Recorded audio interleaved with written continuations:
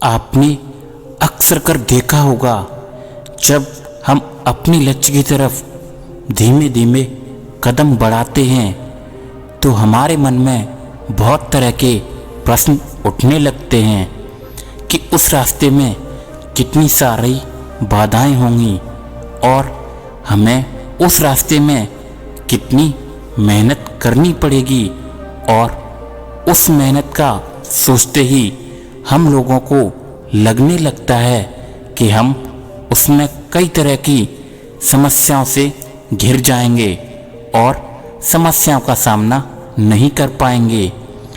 आप वह कार्य नहीं कर पाएंगे और अंत में आपके इन्हीं सब विचारों के कारण आप अपने मार्ग से भटक जाते हैं। आपके कदम स्वयं पीछे की तरफ चलने लगते हैं।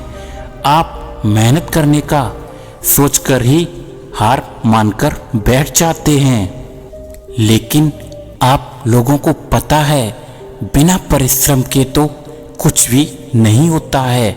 हमें हमेशा स्वयं के कदम को आगे लेकर जाना चाहिए, तभी हम जिंदगी में सफल हो पाएंगे। आज की ये कहानी आपको अपने लक्ष्य की तरफ आगे बढ़ाने में मदद करेगी, इसलिए कहानी में आप खो जाएंगे। उससे पहले इस वीडियो को लाइक और चैनल को भी सब्सक्राइब कर लीजिए। एक समय की बात है, एक आश्रम में बहुत ही प्रसिद्ध महात्मा रहा करते थे।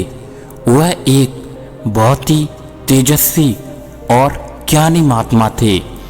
उनके आश्रम में उनके बहुत सारे शिष्य भी थे जो उनके पास स्वयं की शिक्षा पूरी होने तक रहते थे और शिक्षा पूरी होते ही अलग अलग दिशाओं में लोगों को उपदेश देने के लिए और सही रास्ता दिखाने के लिए अपनी यात्रा पर निकल जाते थे।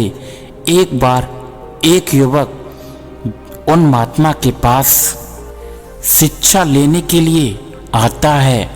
वह उन महात्मा का शिष्य बनने के लिए बहुत ही अधिक उत्सुक था। वह उनसे और उनकी शिक्षाओं से बहुत अधिक प्रभावित था। वह उनके पास जाकर स्वयं शिष्य बनने का अनुरोध करता है। शिष्य को देखकर महात्मा उसे शिष्य बनाने से पहले उसकी परीक्षा लेने का सोचते हैं। वह एक शिष्य से कहते हैं, तुम्हें मेरा शिष्य बनने से पहले एक कार्य करना होगा। तुम्हें इस आश्रम से दूर एक पहाड़ी पर जाना होगा और वहाँ से कुछ जड़ी बूटियाँ लानी होंगी। उन जड़ी बूटी की पहचान मैं तुम्हें बता दूंगा। ये सुनकर शिष्य कहता है कि हे गुरुदेव, मैं अवश्य चला जाऊंगा, मुझे आज्ञा दीजिए। यह सुनकर महात्मा कहते हैं, लेकिन वह जड़ी बूटी तुम्हें उस पहाड़ी की सबसे ऊंचाई पर मिलेगी। उसके लिए तुम्हें काफ़ी लंबी चढ़ाई करनी पड़ेगी। शिष्य महात्मा का आशीर्वाद लेकर पहाड़ी पर जाने के लिए निकल जाता है। जैसे ही शिष्य उस पहाड़ी पर पहुंचता है, तब वह देखता है कि इसकी ऊंचाई तो बहुत अधिक है। इतनी ऊंचाई देखकर वह घबरा जाता है और शिष्य के मन में ये आने लगता है कि यह तो इतनी ऊंचाई पर है, वह कैसे इतने ऊपर तक कदम बढ़ाएगा, कैसे इतनी मेहनत करेगा। उसने अपनी चढ़ाई शुरू कर दी। थोड़ा ऊपर चढ़ते ही शिष्य थक जाता है और एक जगह पर बैठ जाता है। कुछ देर बाद वह पुनः यात्रा शुरू कर देता है और धीमे धीमे आगे बढ़ने लगता है। आगे जाते ही फिर उसे थकान महसूस होने लगती है और वह बैठ जाता है। ऐसा करते करते लगभग आधी चढ़ाई को वह चढ़ जाता है, लेकिन अब उसका मन हट जाता है। तभी शिष्य सोचने लगता है कि ये पहाड़ी तो बहुत ऊंचाई पर है, वह इतना ऊपर कैसे भी नहीं चढ़ पाएगा। लेकिन अब उसका मन हटने लगा था। उससे यह नहीं होगा, बेहतर होगा वह यहाँ पर चढ़ाई को रोक दे और वापस चला जाए। ये सब सोचते हुए वह जैसे ही पहाड़ी से नीचे उतरने के लिए जाता है, तभी उसे सामने एक वृद्ध महात्मा भी उसी पहाड़ी पर चढ़ाई करते हुए नजर आते हैं। वह थोड़ा नीचे उतरकर वापस आता है और उन महात्मा से पूछता है कि बाबा, आप कहाँ जा रहे हो? यह सुनकर महात्मा कहते हैं कि उन्हें इस पहाड़ी की ऊंचाई पर पहुंचना है। ये सब बातें सुनकर शिष्य कहता है, यह पहाड़ी तो बहुत ऊंचाई की है, आपको अभी काफ़ी चढ़ाई करनी होगी। आप इतनी लंबी यात्रा कैसे पूरी करेंगे? आप थक जाएंगे, रहने दें और लौट जाइए। ये सुनकर महात्मा कहते हैं कि तुम्हें ऐसा क्यों लगता है कि मैं ये चढ़ाई नहीं कर सकता हूँ? ये सुनकर शिष्य कहता है कि मैं एक युवा होते हुए भी इस पहाड़ी पर नहीं चढ़ पा रहा हूँ। आप तो एक वृद्ध व्यक्ति हैं, आप भला कैसे चढ़ेंगे? आप तो मुझसे अधिक जल्दी भी थक जाएंगे। बेहतर होगा आप भी मेरे साथ वापस लौट चलें। मैं भी इस चढ़ाई को अब यहीं पर ख़त्म करके वापस लौट रहा हूँ। यह सुनकर महात्मा कहते हैं, यहाँ तक वापस आकर यूं लौट जाना तो मूर्खता है। जितना समय तुम्हें नीचे वापस जाने में लगेगा, उतने ही समय में तुम इस पहाड़ी तक पहुंच जाओगे। तो फिर आधी यात्रा बीच में क्यों छोड़ रहे हो? मैं अपनी चढ़ाई पूरी करूंगा। मैं अभी नहीं थका हूँ, यह आसानी से कर पाऊंगा। यह सुनकर शिष्य कहता है, लेकिन मुझे तो बहुत ज़्यादा थकान महसूस हो रही है और मुझे नहीं लगता है कि ये कार्य मुझसे हो पाएगा। यह सुनकर महात्मा कहते हैं कि तुम इस पहाड़ी पर चढ़ाई क्यों कर रहे हो? तभी शिष्य कहता है, मेरे गुरु ने मुझे यहाँ से कुछ जड़ी बूटी लाने के लिए कहा था। मैं बस अपने गुरु की आज्ञा का पालन कर रहा हूँ। ये सुनकर महात्मा कहते हैं, फिर तुम इस आज्ञा को पूरे किए बिना ही क्यों जा रहे हो? यह तो उनका अपमान होगा। ये बातें सुनकर शिष्य उन महात्मा से कहता है, फिर मैं क्या करूं बाबा? मैं इस चढ़ाई को पूरा करना चाहता हूं, लेकिन यह इतनी ऊंचाई पर है कि अब मेरे कदम स्वयं आगे की ओर नहीं बढ़ रहे हैं। मैं क्या करूं? बार बार पीछे हो जा रहे हैं।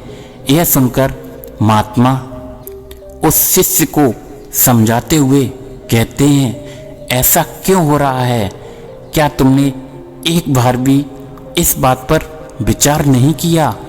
यह सुनकर शिष्य कहता है, नहीं। तब महात्मा कहते हैं कि इसका केवल एक ही कारण है, वह ये है कि शुरू से लेकर अब तक तुमने अपने मन में केवल यही बिठा रखा है कि ये पहाड़ी बहुत ऊंचाई पर है, इसलिए तुम इसको पूरा नहीं चढ़ पाओगे और तुम्हें अभी और अधिक चढ़ाई करनी है, मेहनत करनी है। यही सोचकर तुम एक गलती कर रहे हो। अब जब तक तुम्हारे मन में ये बात रहेगी, तब तक तुम अपना पूरा ध्यान इस तरफ लगा नहीं पाओगे, तुम थक जाओगे और तुमको ये महसूस होने लगेगा कि अभी और अधिक मेहनत करनी है, इसलिए तुम इस चढ़ाई को पूरा नहीं कर पाओगे, क्योंकि तुम्हारा ध्यान लक्ष्य पर नहीं बल्कि रास्ते में आने वाली कठिनाइयों पर है। और जब तक व्यक्ति के मार्ग में कठिनाइयाँ आती हैं और व्यक्ति कठिनाइयों के बारे में सोच सोचकर परेशान रहने लगता है, तब तक उसके कदम इसी तरह थकते रहते हैं और उसे आगे बढ़ने के लिए प्रेरित करने की जगह वापस जाने के लिए प्रेरित करते रहते हैं। और यही तुम्हारी हार और इस रास्ते की सबसे बड़ी कठिनाई है। यह सुनकर शिष्य कहता है कि ये सत्य बात है गुरुदेव, मैं तब से केवल यही सोच रहा हूँ, लेकिन अब मैं इसके समाधान के लिए क्या करूँ? यह सुनकर महात्मा मुस्कुराते हैं और कहते हैं, कुछ नहीं, बस स्वयं के भीतर यह बिठा लो कि तुम्हारा ध्यान तुम्हारे लक्ष्य की तरफ है और मार्ग के कांटे की तरफ नहीं है। तुम्हें तुम्हारे भीतर केवल यही रखना है कि तुम इस चढ़ाई को पूरा कर लोगे। तुम बस अपने हर कदम को आगे बढ़ाते रहना, ध्यान दो और उसे इसी तरह आगे बढ़ने की प्रेरणा दो। परिश्रम करने से मत घबराओ, मेहनत करो। मैं स्वयं भी यही कर रहा हूँ और तुम्हें भी यही मार्ग दिखा रहा हूँ।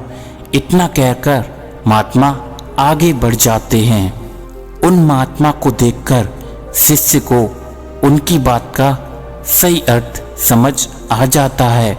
वह सोचता है, जब एक वृद्ध व्यक्ति स्वयं के लक्ष्य के प्रति इतना सक्रिय और परिश्रमी हो सकता है, तो मैं क्यों नहीं? मैं भी स्वयं की चढ़ाई पूरी करके महात्मा के पास वापस जाऊंगा। यही सोचकर वह पुनः चढ़ाई करना शुरू कर देता है और अपना पूरा ध्यान इस बार अपनी मंजिल की तरफ ही रखता है और आगे की तरफ बढ़ता रहता है और धीरे धीरे अपनी चढ़ाई को पूरा कर लेता है और पहाड़ की ऊंचाई तक पहुंच जाता है। गुरु द्वारा बताए गए पहचान के अनुसार जड़ी बूटी ढूंढ लेता है। वापस जाते समय वह रास्ते में पुनः उन महात्मा से मिलकर उन्हें स्वयं को सही राह और उसका हौसला बढ़ाने के लिए धन्यवाद देता है। तब वह बाबा उसे कहते हैं, जीवन में सदैव स्वयं के लक्ष्य पर ध्यान देना चाहिए और मार्ग की बाधाओं पर और कितनी अधिक मेहनत करनी है इस बात पर बिल्कुल भी ध्यान नहीं देना चाहिए, क्योंकि यदि तुमने ये सोच रखा है तो यह तुम्हें कभी आगे बढ़ने नहीं देगा। और उसके बाद वह व्यक्ति वापस लौट जाता है। आश्रम पहुंचकर उन महात्मा को वह जड़ी बूटी दे देता है। जड़ी बूटी लेकर महात्मा शिष्य से पूछते हैं कि इस पूरी यात्रा में तुमने क्या अनुभव किया? यह सुनकर शिष्य महात्मा से कहता है, यही कि मार्ग कितना भी कठिन क्यों ना हो, हमें लक्ष्य से कभी भी भटकना नहीं चाहिए और परिश्रम से कभी भी घबराना नहीं चाहिए। शिष्य का यह सटीक और स्पष्ट उत्तर सुनकर महात्मा बहुत अधिक प्रसन्न हो जाते हैं और वह यह समझ जाते हैं कि जिस उद्देश्य से उन्होंने उस व्यक्ति को, उस शिष्य को पहाड़ी पर भेजा था, वह अब पूरा हो गया है और उसे स्वयं का शिष्य बनाकर आश्रम में रख लेते हैं और शिष्य अपनी शिक्षा शुरू कर देता है। इस कहानी से हमें यही सीखने को मिलता है कि जीवन में प्रत्येक व्यक्ति चाहे तो स्वयं को सफल कर सकता है, आगे बढ़ सकता है स्वयं के बल पर, लेकिन उसे सफलता पाने के लिए कड़ी मेहनत करनी पड़ेगी और धैर्य रखकर चलना होगा। यदि आप यह सोचें कि आज ही प्रयास करें और तुरंत आपको सफलता मिल जाए, ऐसा संभव नहीं है। आपको धैर्य रखते हुए एक एक कदम आगे बढ़ाना है और स्वयं को हौसला और प्रेरणा देते हुए जीवन में सफलता की तरफ जाना है। तभी आप स्वयं के बल पर कुछ कर पाएंगे।